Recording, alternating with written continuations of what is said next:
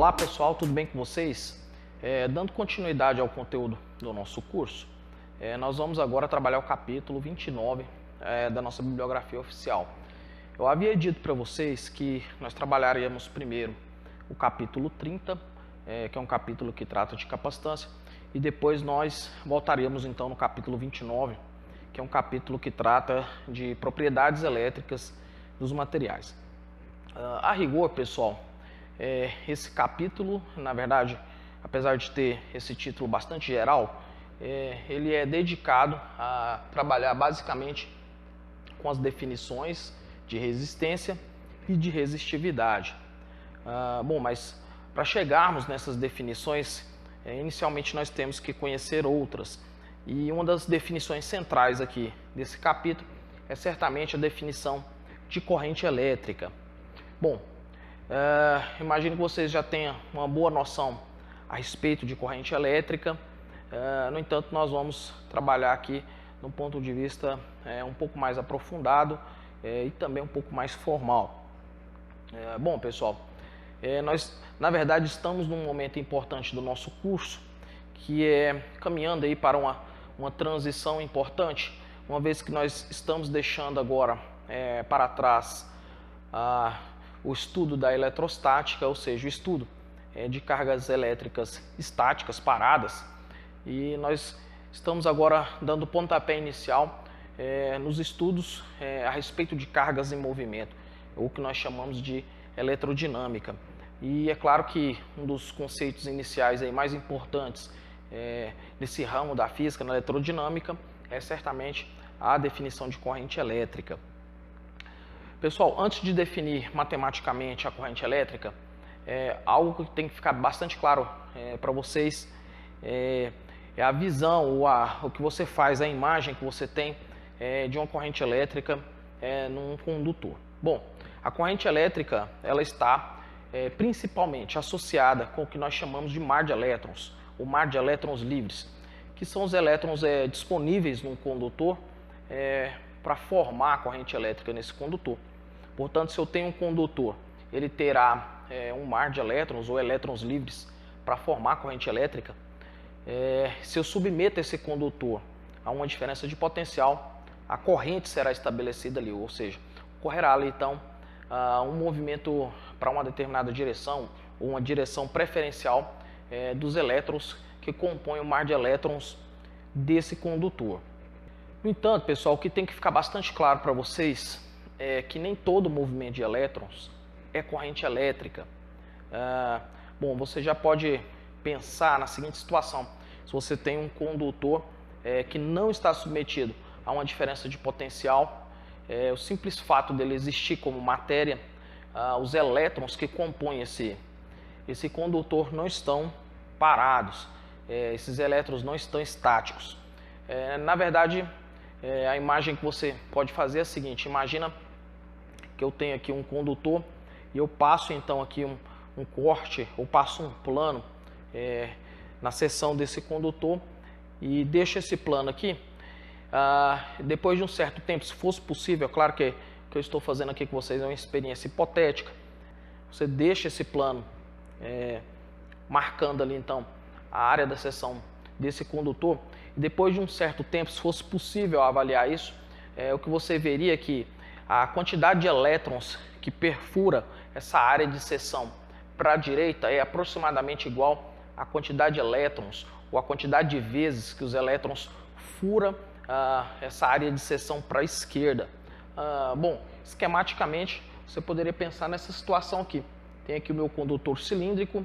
Bom, inicialmente nós vamos pensar que a diferença de potencial está desligada, ou seja, não estabeleceu uma corrente ainda. Então, através desse plano que corta e evidencia que a seção, a área da seção desse condutor, através dessa área de seção, depois de um certo tempo, você fizesse a contagem, você ia perceber que a quantidade de elétrons que perfura essa área de seção para a direita é aproximadamente igual à quantidade de elétrons que perfura essa mesma área para a esquerda. Ou seja, o que eu estou te dizendo é que os elétrons de fato estão em movimento. Esses elétrons do mar de elétrons livres estão em movimento. No entanto, é um movimento completamente aleatório, completamente randômico. Não existe aí uma direção preferencial para esses elétrons, mas, no entanto, eles não estão parados. Então, eu tenho que ter um pouco de cuidado na hora de definir o movimento de elétrons como corrente elétrica, porque efetivamente nem todo movimento de elétrons é corrente elétrica. Agora, se eu ligo essa diferença de potencial, ou seja, se eu aplico aqui um potencial maior e aqui um potencial menor, aí nessa condição sim se estabelecerá uma corrente elétrica nesse condutor. Mas a imagem que você tem que ter bastante clara na sua mente é que o movimento dos elétrons ainda continua sendo relativamente aleatório ou randômico. No entanto, agora eles têm uma direção preferencial. E aí é claramente, pensando agora nos elétrons mesmo, os elétrons vão buscar aí o potencial maior, né? O potencial positivo. Então, esses elétrons aqui, eles, apesar de ter uma trajetória bastante complicada, mas depois de um certo tempo, se você fixa a sua análise no movimento exclusivamente de um elétron, você vai ver que apesar de uma trajetória relativamente complicada, esse elétron vai sair de um ponto e vai chegar num ponto que está mais próximo do potencial positivo, ou do polo positivo desse condutor. Então, nessa condição, pessoal, com a diferença de potencial estabelecida, fica claro que a quantidade de elétrons que perfura essa área de seção que está evidenciada aqui no sentido do potencial positivo é certamente maior do que a quantidade de elétrons que fura essa seção, essa área de seção no sentido do polo negativo. Ou seja, agora o que eu estou te dizendo é que existe uma corrente elétrica, então que existe uma direção preferencial desses elétrons, uma direção preferencial em que esses elétrons querem se mover. Pessoal, do ponto de vista matemático, a corrente elétrica será definida então como a quantidade de carga líquida que atravessa essa área de seção por unidade de tempo, ou seja, vai ser então uma carga diferencial dQ que atravessa a área da seção marcada aqui no meu esquema por um determinado intervalo de tempo. Ou a rigor, caso você queira, é a variação temporal da carga através daquela área de seção, que é a definição da corrente elétrica. Bom, com base nessa equação, nós definimos isso daqui então como amperes. Essa é uma unidade bastante corriqueira. Pessoal, se eventualmente, claro que com base nessa definição, se eventualmente eu queira a quantidade de carga que vai passar ali naquela seção, naquela área de seção do fio, num determinado intervalo de tempo, é óbvio que eu posso escrever essa equação da seguinte maneira: dQ é igual a I dt, e logicamente, resolvendo essa equação, posso integrá-la dos dois lados, e a quantidade de carga que vai atravessar a seção que está evidenciada ali no meu esquema, no intervalo de tempo de 0 até t, será dado por I dt.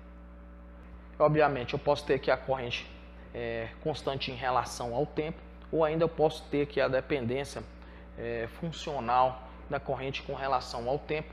Aí basta eu resolver essa integral, então, que eu tenho a quantidade de carga que atravessa a seção desse fio no intervalo de tempo que eu queira considerar. Pessoal, um princípio que nós conhecemos certamente é o princípio de conservação da carga. E mais, como a corrente elétrica é construída em cima dessa grandeza da carga, é certo então que a corrente elétrica também obedecerá esse princípio. Ou seja, eu posso dizer, por exemplo, que se eu tenho um condutor aqui e a partir desse condutor, então, eu tenho uma bifurcação de tal maneira que eu tenho um nó aqui, o princípio da conservação da carga garante para a corrente que entra nesse nó, na verdade, apenas se dividirá em outras duas correntes que saem do nó. Então, eu teria aqui, por exemplo, I1 e I2. Bom, e do ponto de vista matemático, podemos escrever esse princípio de conservação da seguinte maneira: a corrente que entra no nó é igual à corrente I1 mais a corrente I2, que obviamente são as correntes que saem desse nó. Essa equação simples reflete um princípio fundamental que nós não exploraremos muito agora nesse capítulo, mas é certamente um princípio que nos norteará nas aplicações no capítulo de circuitos elétricos. Pessoal, uma outra questão que nós precisamos relembrar aqui é com relação ao sentido convencional da corrente elétrica. Quando a definição de corrente elétrica foi proposta, não existia ainda uma clareza a respeito de como é a estrutura da matéria. Hoje nós conhecemos relativamente bem essa estrutura. Nós sabemos hoje que a matéria é formada de átomos. Os átomos possuem partículas positivas fixas no núcleo e, por outro lado, nós temos aí as nuvens eletrônicas e mais. Nós sabemos que, de fato, quem é responsável pela corrente elétrica num condutor são os elétrons. Então nós temos uma clareza microscópica a respeito da corrente elétrica. No entanto, quando o conceito, a ideia de corrente elétrica surgiu, não se tinha muito bem ainda essa clareza e, portanto, o sentido da corrente elétrica ficou definido então como sendo o sentido de portadores de carga elétricas positivas num determinado circuito. Mas nós sabemos muito bem que cargas positivas, ou seja, os prótons, não se movem facilmente submetido à diferença de potencial. O que se move a rigor mesmo são os elétrons. Então, se eu penso num circuito simples desse aqui, por exemplo, que eu tenho uma bateria ligada a um resistor, obviamente será estabelecida aqui uma corrente elétrica e a rigor mesmo do ponto de vista microscópico, nós sabemos muito bem que esse excesso de elétrons aqui do polo negativo tenderá a buscar aqui o polo positivo. Se estabelecerá aqui então uma corrente de elétrons no sentido horário desse circuito aqui.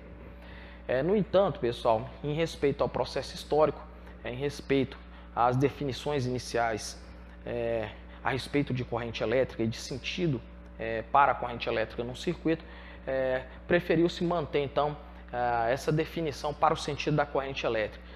Então, mesmo que nós saibamos que de fato, do ponto de vista microscópico, a corrente elétrica é estabelecida por elétrons, ainda assim preferiu-se manter essa definição original como sendo o sentido dado pelos portadores de cargas positivas.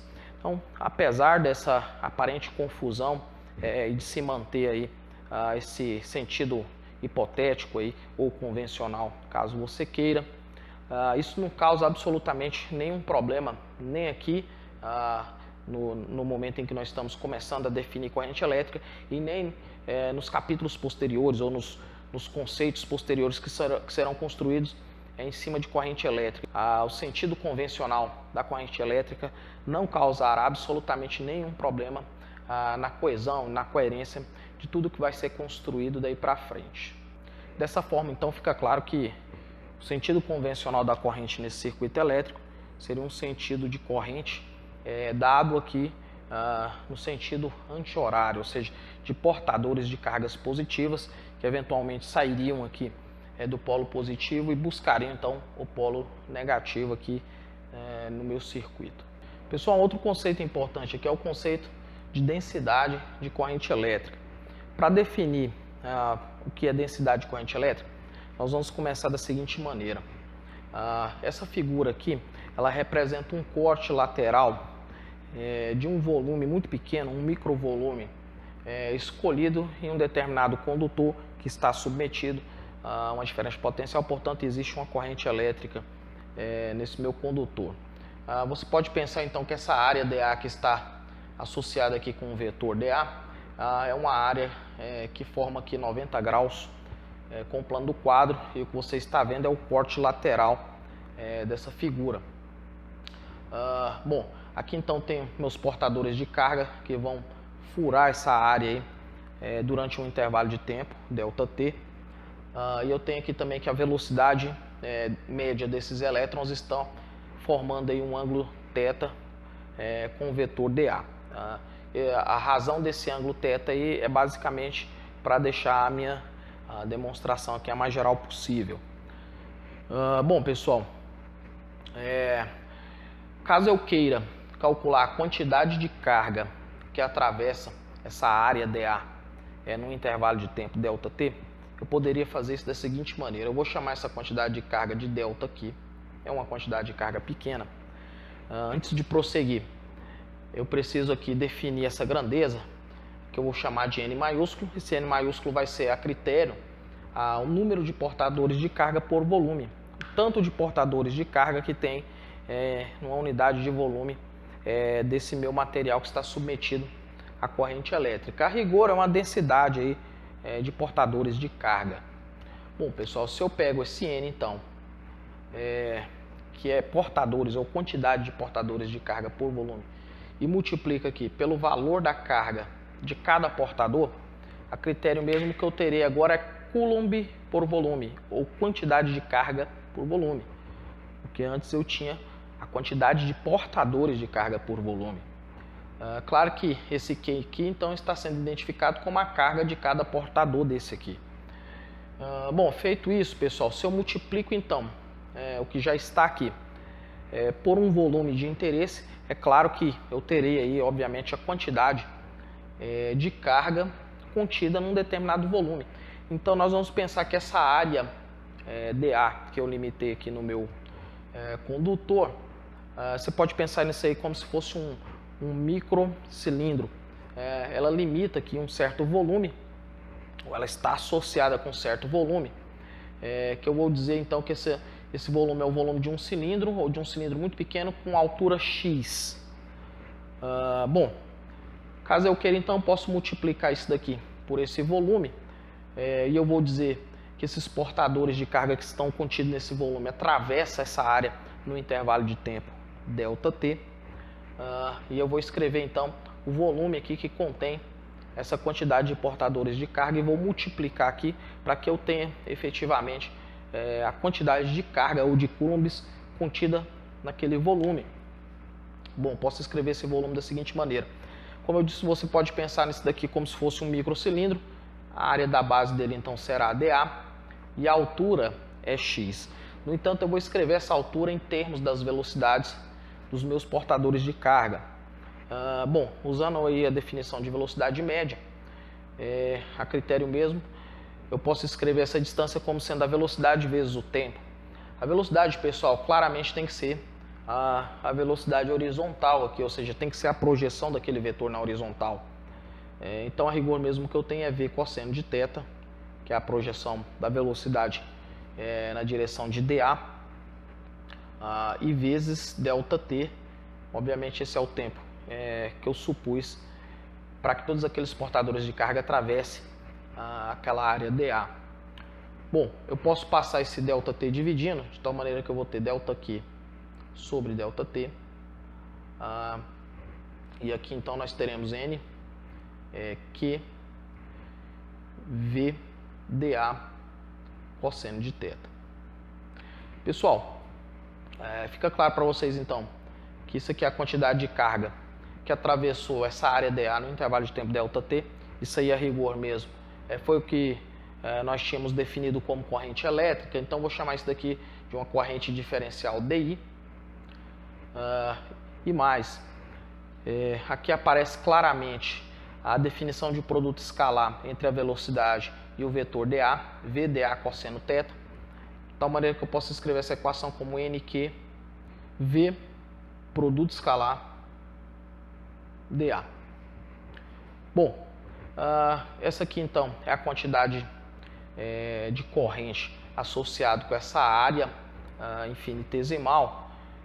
Caso eu queira a corrente então que passa agora na seção do condutor de onde veio essa área dA, basta eu integrar essa equação de tal maneira que então agora eu tenho I, uma corrente total, obviamente, NQ V dA.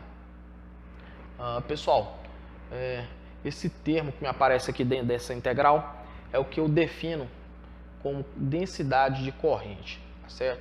Essa aqui então vai ser a minha densidade de corrente, ou seja, densidade de corrente elétrica.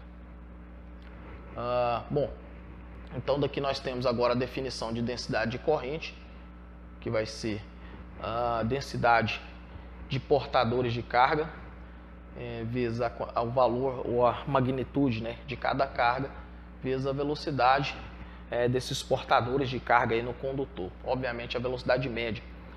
Nós comumente chamamos também essa velocidade de deriva. Bom, então está definida aqui a densidade de corrente elétrica e a relação aqui entre a corrente e a densidade de corrente em um determinado condutor. Essas duas definições são extremamente importantes.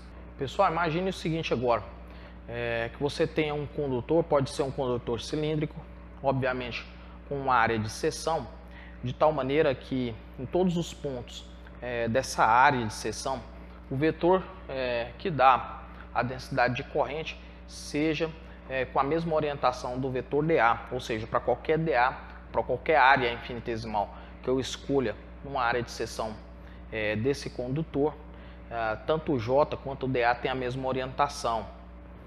E além disso, vamos supor também que o módulo de J, o módulo da densidade de corrente, seja constante em relação a essa escolha de dA. Nós podemos então escrever o seguinte: a corrente elétrica será, de acordo com o que eu supus, eu posso então abrir esse produto escalar, de tal maneira que eu terei JdA cosseno de zero. O zero aqui certamente tem a ver, ou está relacionado com o que eu acabei de supor, que o J e o dA têm a mesma orientação nessa área de seção, de tal maneira que eu posso escrever isso aqui como JdA. Eu supus também que o J não depende de dA, de modo que então ele pode sair da integral, e claramente essa integral de dA vai dar obviamente a área da seção do fio, que eu vou chamar de A. Então nós temos aqui que I é igual a J vezes A, ou ainda o J, o módulo da densidade de corrente nessa condição, será escrito como I sobre A. Quando eu escrevo J dessa maneira, pessoal, fica bem evidente de fato a definição do J, o porquê que nós chamamos esse J de densidade de corrente. A critério corrente por unidade de área de seção de um determinado condutor. E aqui também fica evidente a unidade. Fica claro aqui para vocês que a unidade de densidade de corrente será amperes por metro quadrado, obviamente no sistema internacional. Pessoal, tem como eu ver essa equação aqui de um ponto de vista um pouco mais pictórico.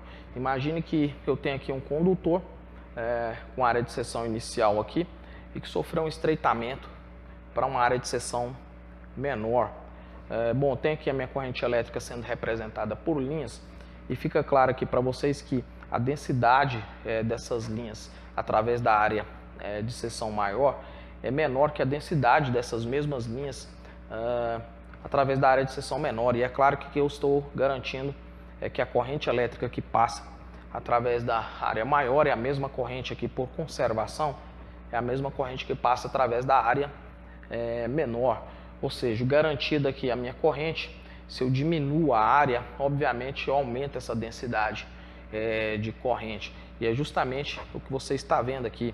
A equação me diz que a densidade de corrente é inversamente proporcional à área de seção do condutor. Pessoal, para aplicarmos os conceitos que nós desenvolvemos até agora, nós vamos fazer aqui então um exemplo. O meu exemplo diz o seguinte: calcular a corrente entre R sobre 2 e R em um fio cilíndrico com densidade de corrente dada por essa expressão. Nessa expressão o J0 vai ser uma constante e o R vai ser a distância de algum ponto do fio até o eixo desse fio, que é um fio cilíndrico. Obviamente, pessoal, a densidade de corrente aqui agora não é constante ao longo da área de seção desse fio. Bom, a relação entre a corrente e a densidade de corrente está aqui, nós já desenvolvemos essa equação. Eu vou supor aqui, portanto, que nessa área da seção a corrente obviamente está perpendicular ao plano do quadro e eu vou supor que ela está entrando no plano do quadro. Aqui seria indiferente, eu poderia supor também que estivesse saindo do plano do quadro. Uma outra questão importante aqui é a definição da orientação do vetor dA. Nesse caso especialmente, eu vou ter aqui a liberdade de poder escolher o meu vetor dA com a mesma orientação do vetor J. O J aqui, obviamente, ele vai ter a mesma orientação da corrente elétrica. Portanto, ele será também entrando aqui no plano do quadro. E eu posso escolher o dA também entrando no plano do quadro, uma vez que o DA, a característica dele é que ele é escolhido formando 90 graus com a área de interesse. Obviamente que ele vai ser uma área diferencial escolhida aqui nessa área de seção transversal do meu fio. E também eu vou fazer questão de escolhê-lo com a mesma orientação de J. De tal maneira que quando eu abrir esse produto escalar, eu vou ter um cosseno de 0 e de tal modo que eu vou ficar aqui com uma integral exclusivamente módulos. De tal forma que eu vou ter corrente igual integral, claro que essa é a integral superfície de J dA. Bom, pessoal, se esse J fosse constante, que não é o caso, mas se fosse eu poderia tirá-lo da integral, assim como eu já fiz. No entanto, eu tenho a forma funcional do J. Portanto, a corrente vai ser dada como integral, o J vai ser J0 R dA. Bom, pessoal, aqui eu preciso então resolver essa integral, preciso fazer uma escolha para esse elemento de área dA. Uma escolha conveniente aqui seria certamente eu escolher ou limitar aqui ao longo dessa área ou dessa seção do meu fio uma fita muito fina, de tal forma que essa fita então representa ali a minha área dA. Bom, essa fita vai ter então um raio Rzinho, que coincide aí, inclusive com a coordenada R do sistema de coordenadas cilíndricas, e de tal maneira que eu posso dar uma expressão tranquilamente aí para essa fita. Nós já fizemos isso algumas vezes. Eu posso escrever, portanto, o meu dA como sendo 2πr, que é literalmente o perímetro dessa fita que eu escolhi ali. Só para deixar claro aqui, essa fita minha tem uma área dA. Então, a área dA vai ser o perímetro dessa fita, vezes a espessura dessa fita, que corresponde aqui literalmente a um trecho diferencial da coordenada R do sistema de coordenadas cilíndricas. Portanto, eu consigo agora parametrizar a minha integral de tal maneira que eu tenho integral de J0R e o meu dA vai ser 2π RdR. Pessoal, tá claro aqui para mim que eu vou integrar em R, e para que eu possa cobrir toda aquela área de seção ali, eu integraria aí no caso de 0 até Rzão. Mas nesse caso, obviamente, eu estaria calculando a corrente que passa nesse fio, ou em toda essa área de seção. Mas o meu problema fez questão de que fosse calculado a corrente entre R sobre 2 e R, ou seja, entre a metade do raio e o raio inteiro. Ou seja, a rigor mesmo, o que eu tenho que fazer é integrar de R sobre 2 até R. E aí enfatizo, caso eu quisesse a corrente total no fio, eu teria que integrar de 0 a R. Bom, essa integral pode ser escrita como 2πj0, ou seja, que a constante sai da integral de R sobre 2 até R, de R ao quadrado dr. Resolvendo então a minha integral, eu tenho aqui 2πj0, essa integral é claramente R ao cubo sobre 3, isso aqui está aplicado então de R sobre 2 até R. Aplicando esses limites de integração, nós temos então 2πj0, Rzão ao cubo sobre 3, menos Rzão ao cubo sobre 24. Resolvendo esse parênteses, então nós temos que I é igual a 2πj0. Isso aqui vai me dar 7 Rzão ao cubo sobre 24. Posso cortar o 2 com o 24, de tal maneira que finalmente nós temos aqui uma expressão para corrente. Então será πj0, o 7 eu vou colocar aqui, 7πj0 Rzão ao cubo, tudo isso sobre 12. Bom, e finalmente então essa expressão para a corrente elétrica na condição apresentada aqui no nosso problema. Pessoal, dois outros conceitos intrinsecamente relacionados com a ideia de corrente elétrica é a resistência elétrica e a resistividade elétrica. Bom, resistência elétrica é certamente um conceito familiar de vocês. É literalmente a oposição que a corrente sente ao passar por um determinado condutor. Isso é o que nós definimos como resistência elétrica. É claro que os elétrons, para fluírem através de um determinado condutor, eles vão encontrar efetivamente uma certa resistência para essa passagem. E essa resistência, então, é o que nós definimos aí como resistência elétrica. Matematicamente, a resistência elétrica vai ser definida da seguinte maneira. Eu tenho aqui, então, um condutor que, obviamente, para ser estabelecida uma corrente elétrica nesse condutor, eu tenho que aplicar uma diferença de potencial a ele. Então aqui eu tenho um potencial maior, um potencial menor, uma corrente fluindo aqui, segundo o que nós definimos como sentido convencional da corrente elétrica. E o que eu vou definir aqui como resistência elétrica vai ser então a diferença de potencial aplicada nesse condutor pela corrente que flui, obviamente devido à aplicação dessa diferença de potencial. E claro, então essa vai ser a nossa definição matemática de resistência. A unidade da resistência vai ser volts por ampere, e raramente se utiliza essa unidade dessa maneira. Eu imagino que vocês saibam bem que unidade de resistência nós definimos aí como ohms. E aí é claro que o nome dessa unidade é uma homenagem ao cientista que deu aí as primeiras contribuições ao estudo da resistência. Pessoal, em geral, quando eu quero me referir à resistência à passagem de corrente elétrica oferecida por um determinado dispositivo elétrico, que seja um resistor numa placa de circuito, ou que seja até um fio cilíndrico, por exemplo, em geral me refiro à resistência do fio, ou à resistência desse dispositivo, desse resistor no caso. No entanto, tanto o fio quanto esse dispositivo foi construído de algum material. E aí, quando eu quero me referir de um modo mais geral ao material, por exemplo, ao cobre, ao alumínio ou algum outro material, em geral não me refiro à resistência, mas eu me refiro à resistividade.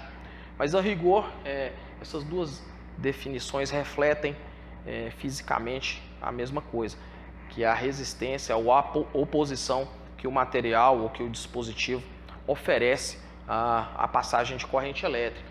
No entanto, a resistividade ela fica definida da seguinte maneira: vai ser representada pela letra ρ, e ao invés de falar em diferença de potencial, eu vou falar do campo que é estabelecido em um determinado material. E ao invés de falar em corrente elétrica, eu vou utilizar aqui a densidade de corrente elétrica. E fica então definida aqui para mim a resistividade elétrica. É claro que eu construí aqui uma grandeza a partir de outras grandezas vetoriais, e é certo que essa equação tem uma versão vetorial, dada da seguinte maneira: E é igual a ρ J. Essa é a versão vetorial da equação que define a resistividade elétrica. Pessoal, é comum encontrarmos ainda outra definição, ou outro parâmetro associado aqui com a resistividade elétrica, que é o que nós chamamos de condutividade elétrica. A rigor é o contrário da resistividade, ou matematicamente é definido como 1 sobre ρ. E lembrando aqui então, condutividade. Obviamente, condutividade elétrica. Pessoal, uma pergunta que surge agora nesse momento é: se eu conheço a resistividade de um determinado material, por exemplo, e eu construo algum dispositivo a partir desse material, por exemplo, um fio retilíneo, em termos mais concretos, por exemplo, se eu conheço a resistividade, por exemplo, do cobre e construo aí um fio retilíneo de cobre, é possível relacionar, por exemplo, a resistência desse fio de cobre com a resistividade do material do qual ele foi construído, né? Eu vou demonstrar essa equação aqui para esse caso especial do fio retilíneo, mas é óbvio que essa relação que eu vou fazer aqui entre resistência do dispositivo e a resistividade do material do qual ele foi construído pode ir um pouco mais longe, ou seja, eu posso construir expressões agora para geometrias um pouco mais gerais, mas é certo que a equação que eu vou construir aqui para vocês agora é uma equação conhecida de vocês desde o ensino médio. O que eu vou fazer aqui agora é basicamente demonstrá-la. Bom, pessoal, eu tenho aqui agora então, eu estou dentro desse contexto de um fio retilíneo com um comprimento L. Bom, ele está submetido obviamente a uma diferença potencial. É estabelecida aqui uma corrente e também você tem um campo estabelecido aí ao longo do material desse fio. Nós temos aqui uma área de seção dada por A. Bom, e nós podemos partir obviamente da definição de resistividade. A resistividade então vai ser o campo dividido aí pela densidade de corrente que é estabelecida ao longo desse condutor cilíndrico. Bom, pessoal, lembrando aqui da relação entre diferença de potencial e o campo elétrico, essa foi uma equação que nós já construímos. Nós podemos escrever da seguinte maneira. Bom, eu vou definir aqui um caminho de integração contra o campo para poder consumir esse sinal negativo aqui. E ainda mais, vou supor aqui que o campo elétrico ele é um campo uniforme constante aqui ao longo do meu fio retilíneo, de tal maneira que eu posso reescrever essa equação com uma integral de EdL. E claramente, se eu integrar todos os dLs saindo aqui em linha reta do potencial negativo até o potencial positivo, isso aqui é para me dar o comprimento desse fio. Então nós temos aqui a relação entre a diferença de potencial e o campo para esse fio, sendo da seguinte maneira: ΔV igual a EL. Bom, pessoal, feito isso, nós podemos ainda lembrar a relação aqui entre a corrente e a densidade de corrente, que na verdade vai ser I dividido por A. Bom, eu construí essa equação e obviamente ela está dentro de um contexto, ou seja, eu estou trabalhando dentro do contexto no qual essa equação foi construída. E daí eu posso então prosseguir substituindo aqui a minha densidade de corrente na definição de resistividade, isolando o campo aqui, também posso substituir nessa equação, de tal maneira que eu vou ter a resistividade igual. O campo vai ser dado por diferença de potencial aplicada nos terminais do fio sobre L, dividido pelo comprimento, obviamente, do fio. E o J então vai ser dado por I sobre A.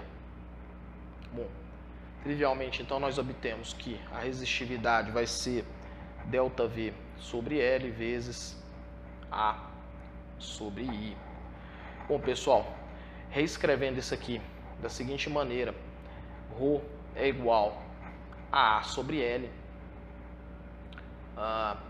Eu posso aqui escrever ΔV sobre I. Bom, fica claro para vocês aqui que essa era então a definição de resistência, de tal maneira que essa equação fica escrita então como resistência igual a resistividade vezes o comprimento do fio dividido pela sua área de seção. Essa é a relação então para um fio retilíneo dentro desse contexto restrito, a relação entre a resistência e a resistividade. Ou seja, se o meu fio foi feito de cobre e eu quero construir obviamente um fio cilíndrico com um determinado comprimento e uma área de seção particular, se eu conheço a resistividade desse material, por exemplo, o cobre, eu consigo calcular qual será a resistência que esse fio terá. Pessoal, ainda dentro do mesmo contexto, eu vou fazer agora aqui uma aplicação em um caso um pouco mais complicado. A situação agora será o seguinte: eu vou ter um cilindro central e vou ter uma casca cilíndrica envolvendo esse cilindro central, de tal forma que eu tenho aqui uma estrutura coaxial. Essa estrutura minha tem um comprimento L. Agora eu tenho aqui então os raios. O raio do cilindro interno vai ser o raio A e o raio do cilindro externo vai ser o raio B. Basicamente, pessoal, a mesma geometria do capacitor cilíndrico que nós trabalhamos no capítulo de capacitância. Bom, isso aqui obviamente não vai ser um capacitor, porque eu quero agora que ele tenha o seguinte comportamento. Essa região entre o cilindro central e o cilindro da casca, ela vai ser preenchida por um material com uma certa resistência. Então vai ser um material condutor que vai obviamente deixar a corrente fluir através dele, No entanto, ele vai ter aí uma certa resistência. Então é certo que isso não é um capacitor, apesar da geometria ser exatamente a mesma do capacitor cilíndrico que nós trabalhamos, mas não é um capacitor efetivamente porque você tem uma corrente fluindo aí do cilindro central para a casca cilíndrica externa. Bom, a ideia aqui vai ser exatamente a mesma do problema anterior, relacionar aí, obter uma equação que relaciona a resistência desse dispositivo construído dessa forma com a resistividade desse material, portanto, que é o material que está oferecendo resistência ali para a passagem da corrente elétrica do centro para a casca. Bom, pessoal, aqui obviamente eu vou aproveitar alguns resultados que nós obtivemos lá no capítulo de capacitância, e essa é uma das razões, dentre outras, de ter trabalhado primeiro o capítulo de capacitância. Essa equação foi desenvolvida lá na última videoaula. A relação aqui que me dá a diferença de potencial entre a casca e o cilindro central é escrito dessa maneira. Bom, essa equação também nós estamos tratando nesse capítulo, é a relação entre a corrente e a densidade de corrente, e essa aqui é a equação que eu acabei de definir. Na verdade, ela me dá aí a definição da resistividade. Bom, de posse desses três resultados, a nossa ideia aqui é combiná-los de tal maneira que eu consiga obter então uma equação que relaciona a resistência oferecida por esse material que vai ser colocado aqui entre os dois cilindros e a resistividade do material do qual ele foi construído. Bom, pessoal, aqui também eu não vou conseguir desenhar muita coisa, mas você vai ter que fazer essa imagem aí na sua cabeça. Essa equação aqui é construída em cima de uma integral de área, e essa área aqui, na verdade, ela é uma área através da qual a corrente passa, ou a corrente fura essa área. Então você pode pensar aqui numa área que envolva uma casca cilíndrica, que envolva esse cilindro central, de tal maneira que quando a corrente fluir radialmente, porque é isso que vai acontecer, essa corrente vai fluir radialmente, pensando inclusive aí no sentido convencional da corrente, ela vai sair do cilindro central até chegar na casca radialmente. Portanto, ela vai furar essa área que eu estou definindo para vocês, que é uma área, uma casca cilíndrica que envolve ali, que contém o cilindro central. De tal maneira que esse J, que é a densidade de corrente, será na orientação da corrente, portanto, ele tem também a orientação radial. E o meu dA, obviamente, pode ser escolhido aí em cima dessa área que eu estou detalhando para vocês, de tal maneira que o J e o dA terá a mesma orientação em qualquer ponto dessa área representada por esse cilindro que envolve o cilindro central. Ou seja, com esse argumento eu posso escrever aqui, eu posso obter então essa equação em termos de módulos, de tal maneira que eu vou ter aqui J dA. Bom, pessoal, eu posso substituir o J aqui utilizando a definição da resistividade, de tal maneira que eu vou ter I integral de E sobre ρ dA. O ρ é certamente uma constante do meu problema, então ele pode sair da integral, eu tenho aqui integral de E dA. Bom, pessoal, isso também foi alguma coisa bastante trabalhada quando eu estava discorrendo aí a respeito do capacitor cilíndrico. Pode ser utilizada aqui a lei de Gauss, tá? A integral de E dA é certo que é igual à carga que ficou envolvida pelo cilindro, a casca cilíndrica que envolveu ali o cilindro central, dividido por ε0. Bom, pessoal, alguém poderia achar estranha essa carga. Você vai ter que pensar nessa carga que está contida ali naquele cilindro central como uma carga líquida que está sendo injetada, obviamente, nesse cilindro central. No entanto, tem uma corrente ali, corrente é fluxo de carga, obviamente. No entanto, você tem essa carga que é injetada e você tem esse fluxo de carga que flui, essa corrente que flui para a casca cilíndrica externa. E, no entanto, como está sendo sempre injetado uma carga aqui nesse cilindro central, de certo modo é mantida ali uma carga líquida no cilindro central, que é o que eu estou chamando de Q aqui. Então nós teremos aqui que essa integral é dada pela lei de Gauss como Q sobre ε0.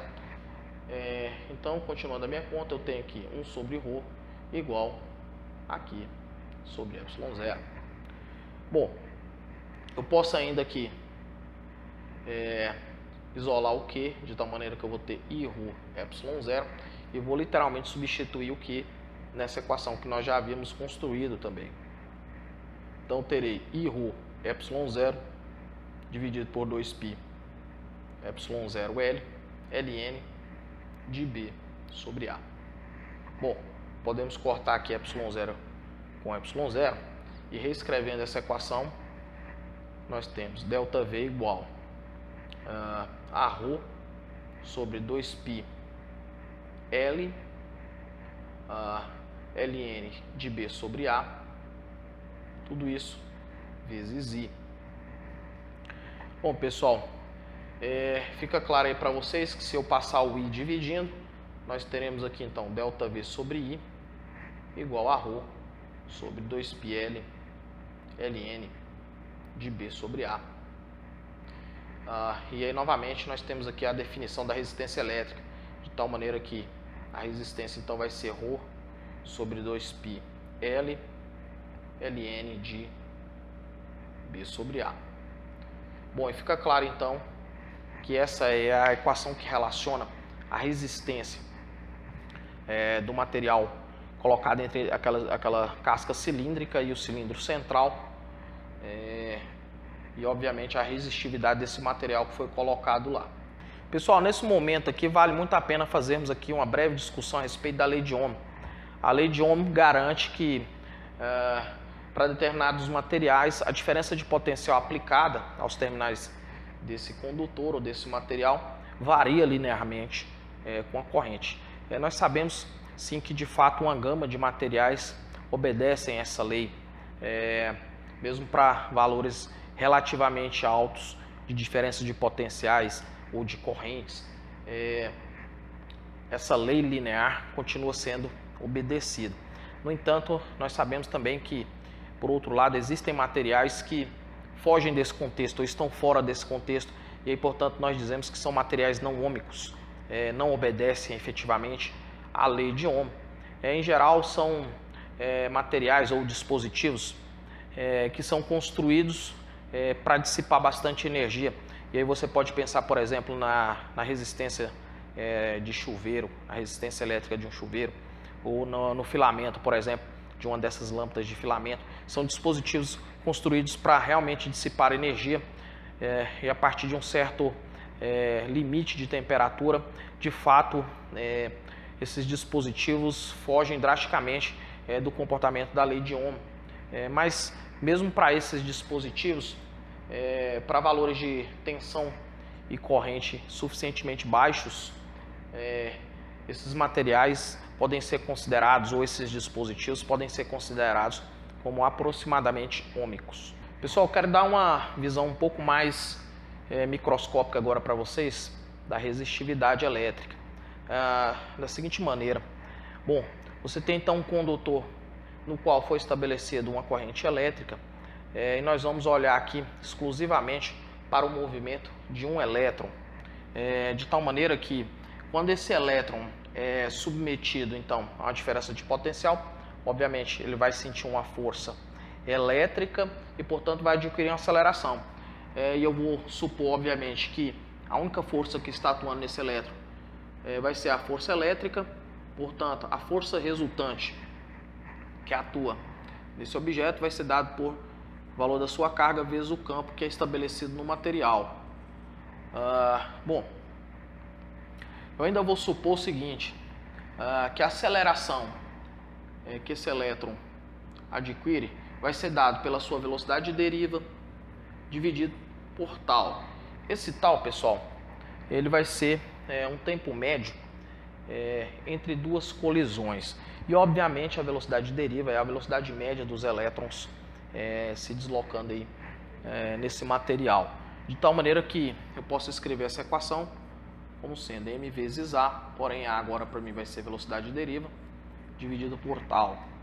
Bom, nós sabemos também relacionar a velocidade de deriva com a densidade de corrente, que vai ser N vezes E sendo o valor da carga desse elétron que está se movendo, N é velocidade de deriva. Substituindo essa equação aqui, nós temos então que M sobre tal vezes velocidade de deriva vai ser J, N vezes E. Bom, pessoal, eu ainda posso comparar agora essa equação com essa. O campo ele pode ser relacionado com a densidade de corrente da seguinte maneira: ρ J.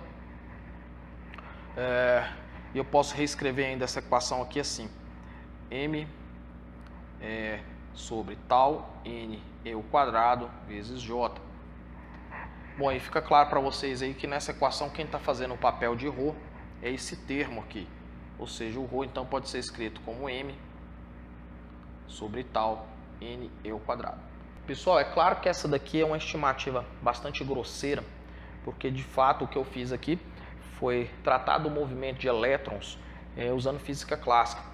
Nós sabemos que movimentos no mundo ultramicroscópico, o que é adequado ou o que funciona não é a mecânica de Newton, não é a física de Newton, é a mecânica quântica. Mas mesmo assim, isso aqui nos dá uma estimativa grosseira, mas no entanto nos traz alguma informação aqui a respeito da cara microscópica dessa resistividade elétrica. Que você pode ver, por exemplo, que a resistividade elétrica ela ficou diretamente proporcional à massa, e essa massa aqui é obviamente a massa da partícula que vai formar aí a corrente elétrica. Isso de fato é um resultado razoável.